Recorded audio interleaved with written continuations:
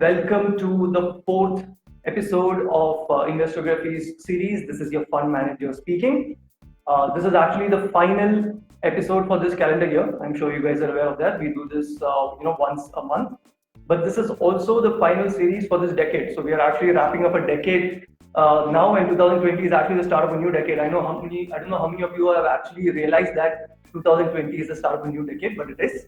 And to have a final season ending or calendar year ending finale, we have two special guests over here. This is the first time we are having two guests. Thank you very much for joining us. We have a chief executive officer and we have a chief investment officer here with us, Mr. Ajit Menon and Mr. Srinivas Rao Ravuri of PGIM India Mutual Fund. Thank you guys so much for joining me today. Thank you very much for having us here.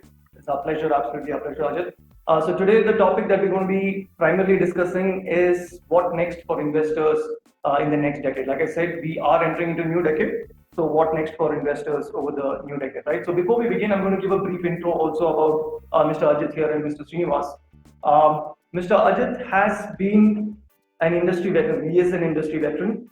He has over 2 decades of experience in the mutual fund industry, out of which 15 years was with a fund house which was an Indian foreign partnership, if I can put it that way, DSP BlackRock. And then he joined the pure play Indian fund house, which was Tata Mutual Fund.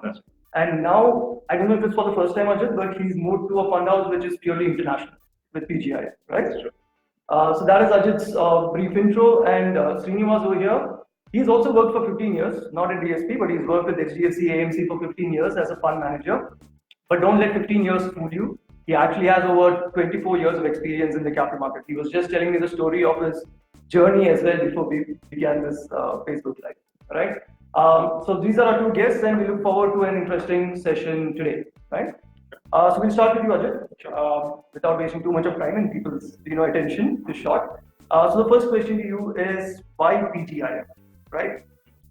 In the mutual fund industry, we have over 40 AMCs today, where investors can potentially choose from. 45. Yeah, so I stuck with over 40 because the number keeps changing. Yes. But thanks for pointing out it's 45 at this point in time.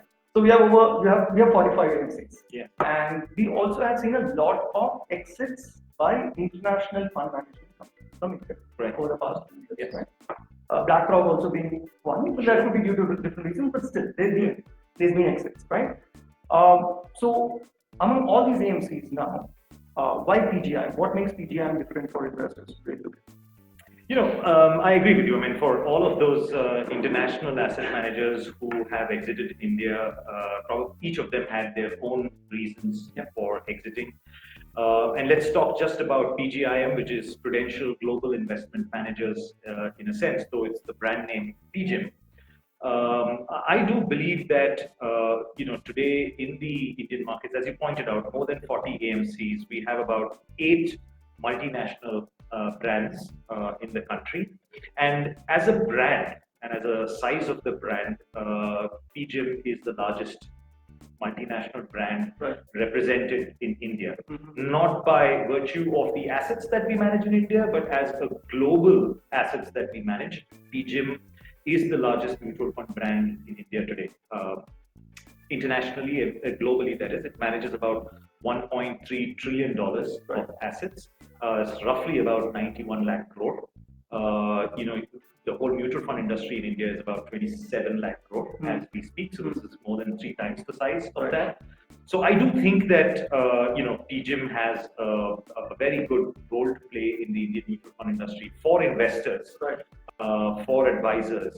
It is about taking the largest mutual fund brand represented in India, the largest multinational brand currently represented in India to investors.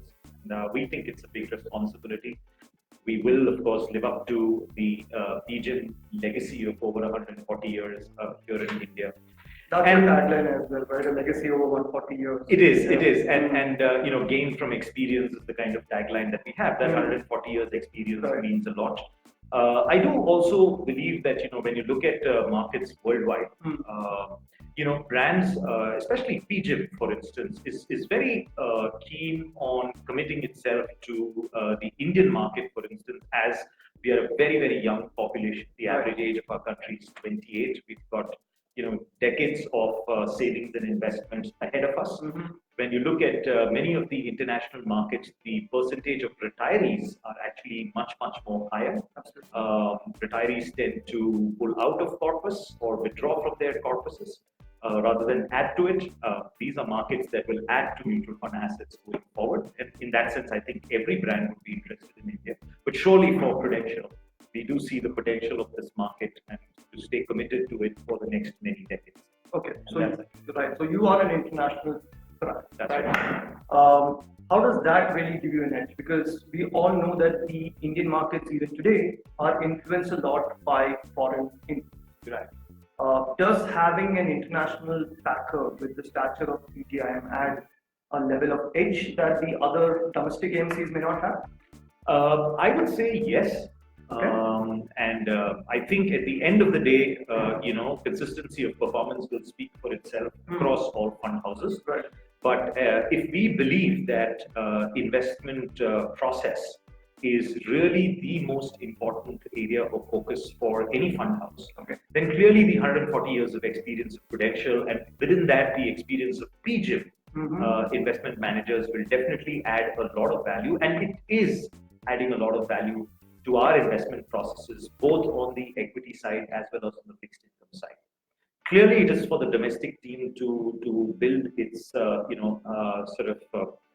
manufacturing base of our products, but we do get inputs from our PGIM offices and our colleagues, both on the equity and fixed income side. They are part of our conversations, they are part of our reviews, they're part of our discussions in valuation and investment, committee meetings and things like that. So we get good inputs from them, and I think that is definitely a very, very big value add. How much of a difference that will make to us, I think time will definitely tell. But we for sure are very confident, and I know from my experience earlier when I was with DSP BlackRock, joint venture, as you mentioned, how BlackRock was contributing, for instance, to the investment process here. So I do definitely see that is an advantage, to us. And I'm not saying this that it will be an advantage to us only in the investment process part. It's an advantage across the firm.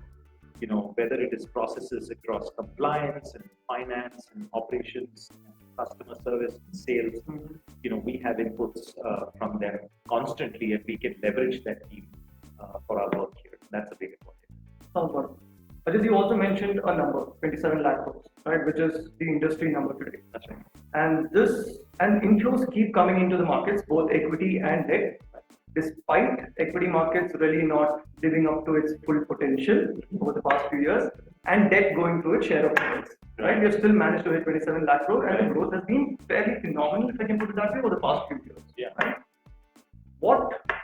Why do you think this is happening? Have investors matured more? Is it something to do with the mutual funds Sahi Hai campaign? I think it's a bit of all of those put together. One part of that question is clearly something that Srini also can answer for us, and I know his answer for it is that these markets are always about the future, right? And it is also about according to me flows, right? So if we and I understand that currently when clients read the news, and the news is pretty negative in terms of what's happening on the ground, in terms of demand, in terms of business, in terms of tax flows, and all of that. Right. But equity markets seem to be currently at a high. And people are not able to resolve, why is that happening when all the numbers look bad on the ground? Why are the markets at a high? And one thing that I would say here is that if you look at the flows this year, we've got probably close to about $13 billion in terms of foreign institutional flows into the market. Right. About 8 billion thereabouts from the domestic investors. Out of that 13 billion, roughly, I do think that about 7 billions come after the announcement of the corporate tax change. Okay. And of that domestic 8 billion, about 0.5. So I guess in a way, it explains that a lot of the flows that is coming in from the foreign investors, they're looking at India and looking at the changes that are happening, the reforms that are happening, expecting more reforms to happen. Right. And those changes will potentially is what they are investing their money for over a period of time. While at the same time, the domestic flows have actually shrunk a little bit. Yeah. So while we were getting 7,000 or 8,000 crores of net flows, over the last couple of months. If I strip away arbitrage flows from the equity category, it was really negative for November in terms of flows, right? Having said that, have retail flows come into the industry especially post demonetization and all of that period? The answer is yes. I think that has a different reason. It is a coming together of a campaign like the mutual fund Sahi Hai to build more awareness on mutual funds. And at the same time, it is also a little bit of the Tina factor, which is there is no other alternative. Right? Real estate hasn't been doing well, gold hasn't been doing well, and these are traditional investment avenues for investors. And financial assets have been growing. And these are liquid, and these are and even if you look at the household, division between fixed assets or hard assets and financial assets, that proportion has been growing in Indian households as well. There's more money, there's more financialization of savings happening and investment happening, and more money now being put into financial assets. I think those are all of the factors that sort of combine to see where the industry is today. And let's not also forget about the mark-to-market element in all of that. As investor flows have been coming off, market on a one-year basis is like a 12-13% return. So that's a large cap. Of that 27 lakh crore, almost 10 lakh crore is in equity, right? It's an existing base. So, just the mark-to-market element also has taken the market up. I think that's explained. Perfect. I'm sure Srinivas is waiting to jump in. He's actually moved forward in the seat, waiting to jump in with his inputs. So I'll move to Srinivas now, right? Yes. First question for you, sir. You have moved from one of the largest asset management companies in India to a fledgling international AMC that's trying to make its mark. One of the questions that we often receive and we often ask ourselves is, when does a fund become too large to manage? Right? What is the right size for a fund? You're the perfect person to answer that. Right? So what is your take on that, and what's your investment philosophy when it comes to that? Well, Nitin, having a small fund is definitely an advantage. One can maneuver easily. I can make changes to the portfolios very easily. So having a smaller fund is important.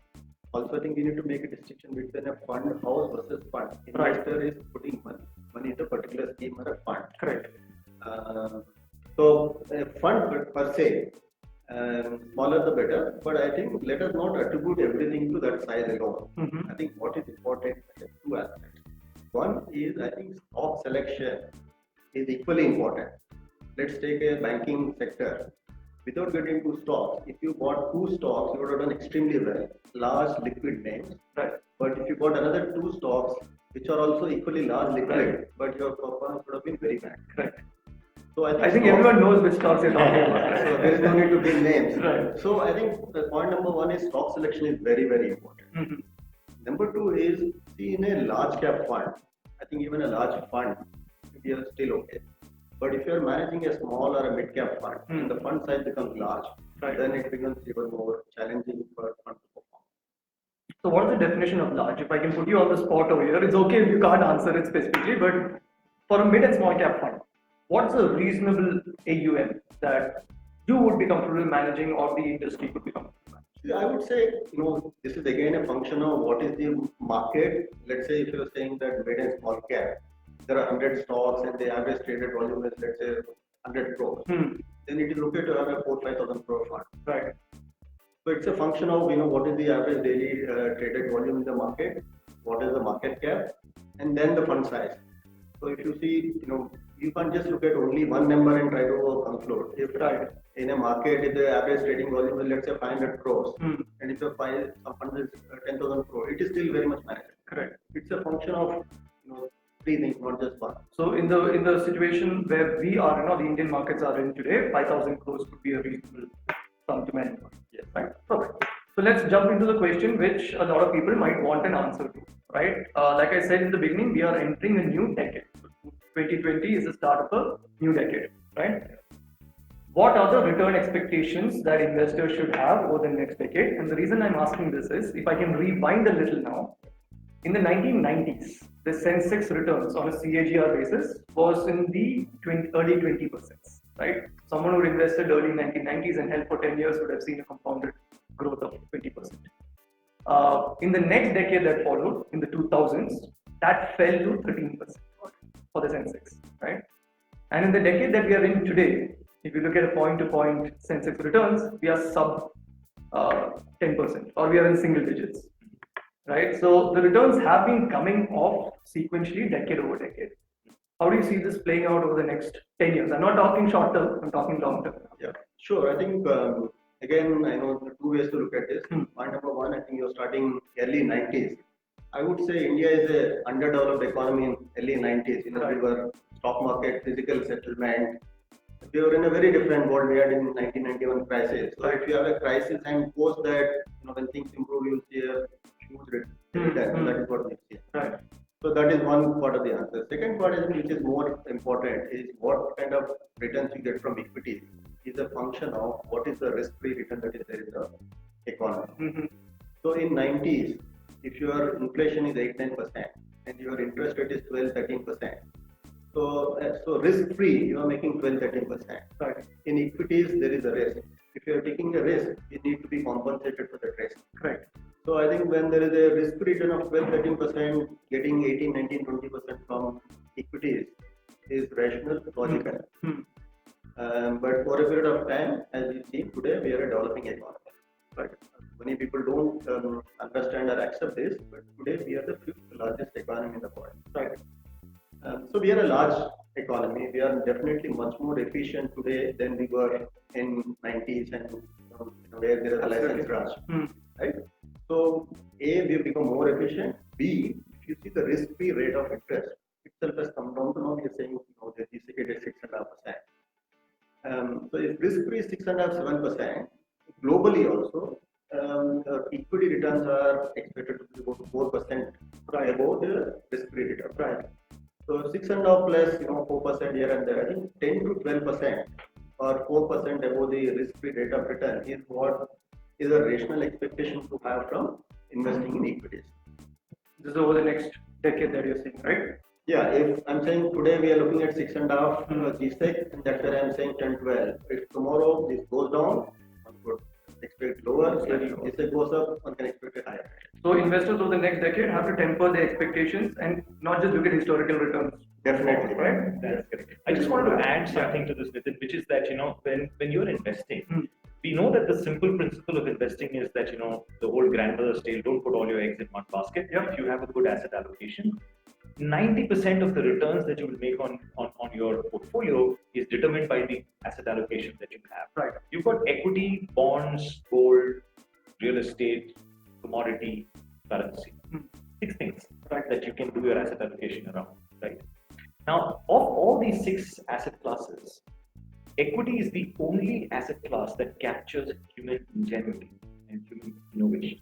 So I'm not talking returns here, but I'm talking about the whole rationale of why you should have equity as part of your portfolio, because neither does bonds, gold, or commodities, or real estate, or currency capture human innovation. I don't know, we don't know who's going to figure out the drug for cancer 3 or 5 years down the line. Some companies going to make profits of it. If you're invested in the markets, there you make money. Right. So the real rationale for having equity is that that's the only asset class that captures human progress, human innovation. So we keep asking this question or hearing about this, right? When you ask people, who are the people who generally make more money, the salaried or the business people? The answer invariably would be the business people, right? Like what Ajit said now, equity markets or even equity mutual funds are giving investors the opportunity to become foresee business owners, right? And I think that is where the growth lies for the future as well, right? So we talked about a decade. So now I'm going to put you on the spot and ask you a question for the next 1 year, right? In an article in Money Control yesterday, I read it last night. Then one of your colleagues said, you started by saying that the most common question you get today is there something wrong with the stock market? Right? Because the economy, like what I just started, the economy is going in one direction, stock market seems to be going in another direction.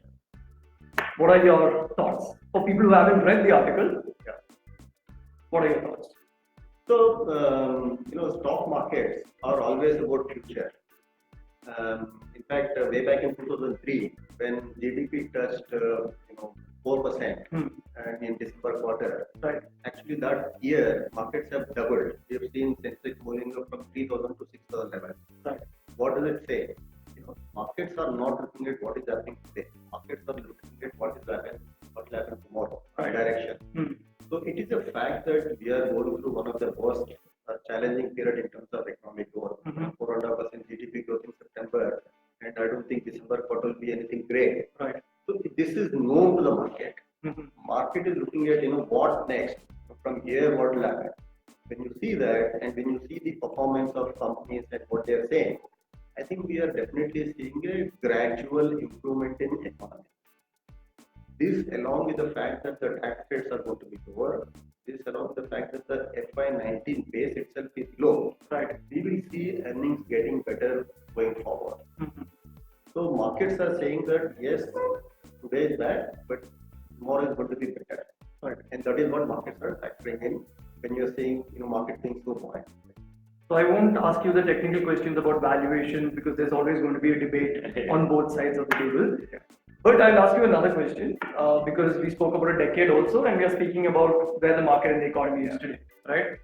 2020. I know this is not probably the right question to ask a long-term investment manager, but 2020, how do you see it panning out for equities versus debt? Even within equities, large caps over mid caps. What do you see happening in 2020, or even gold for that matter? So I'm an out and out equity person. So I like equity as an asset class. I think it's the best asset class to create wealth over a long period of time, Right. 1 year or long period of time. So within that, I think your question on whether large cap versus multi cap or mid cap. I would say I would prefer multi cap today. Okay. If you asked me a year back, I would have said large cap. Okay. But we've seen a very sharp correction in mid and small caps in the last 6-8 months. Mm-hmm. So now I would say a mix of mid and large. That is where multi cap is. Right. I think that's an ideal place to invest in. So investors should leave it to the fund manager in a multi-cap fund to kind of decide the allocation between large and mid-cap and play it safe, right? Perfect. Thanks so much, Srinivas. Thanks so much, Ajit, for being here today. It's been an absolute pleasure having the both of you and discussing from Ajit both the landscape of the markets and from Srinivas, of course, on the outlook for the next decade, right? So thank you so much for tuning in as well. And happy investing for the next decade. We hope that all of you have a fabulous next 10 years of an investing journey to come. Happy holiday season and a happy new year. Happy New Year and thank you, Vijay. Thank you. Thanks so much.